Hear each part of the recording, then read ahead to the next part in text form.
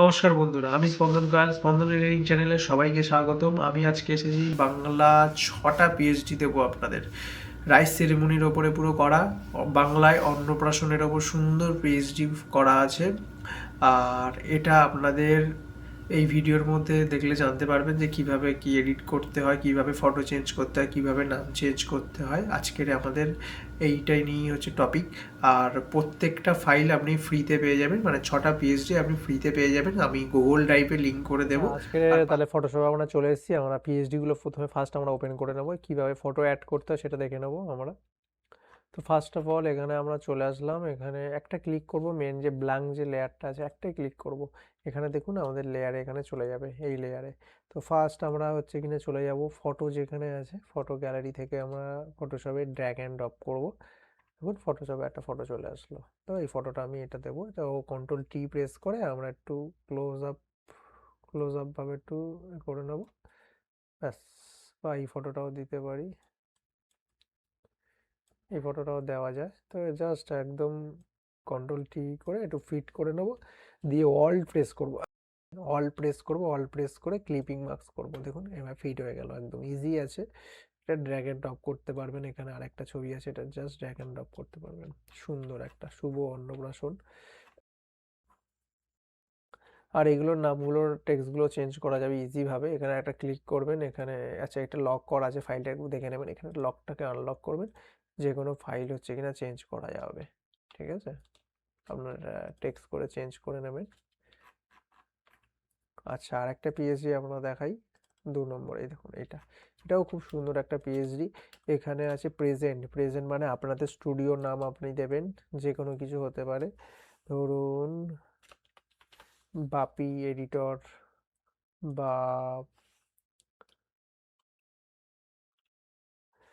যে কোনো কিছু এক্সেপ্টটা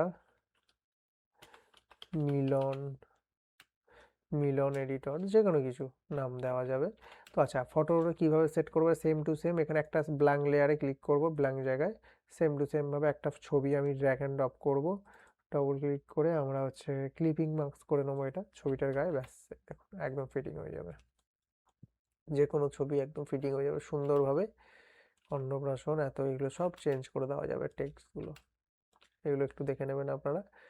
আর আরেকটা দেখাই, আচ্ছা এই একটা আছে, এই একটা হলো 3 নম্বর পিএইচডি। এটাও আমরা সেম টু সেম ভাবে এটাকে ড্র্যাগ অ্যান্ড ড্রপ করবেন, এটাকে জাস্ট ক্লিপিং মার্কস করবেন, ব্যাস হয়ে গেল। খুব ভালো লাগছে, এই দেখুন। তো 6টা পিএইচডি আমি টোটালি ফ্রিতেই আমি প্রোভাইড করব।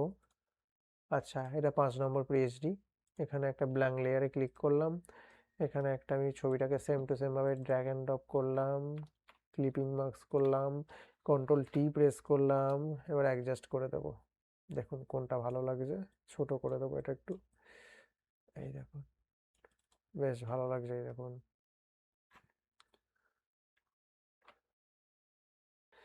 এটা আছে। আচ্ছা লাস্ট পিএইচডিটা আমি দেখিয়ে দিই, 6 নম্বর পিএইচডিটা, এটা আছে। এটাও সেম ভাবে আমরা ছবি নেব, এই দেখুন ছবি নিয়ে একদম সিম্পল ভাবে ক্লিপিং মার্কস করে দেবো,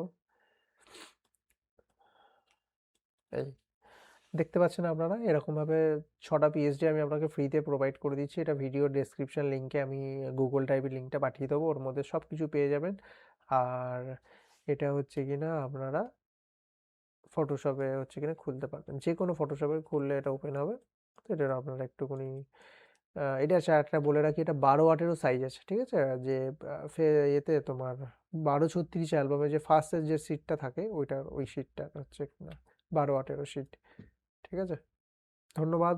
ভালো লাগলে আপনি লাইক সাবস্ক্রাইব কমেন্ট করবেন, কিছু প্রবলেম হলে অবশ্যই কমেন্টে জানাবেন, আর ভিডিওটা পারলে শেয়ার করে দেবেন। ধন্যবাদ।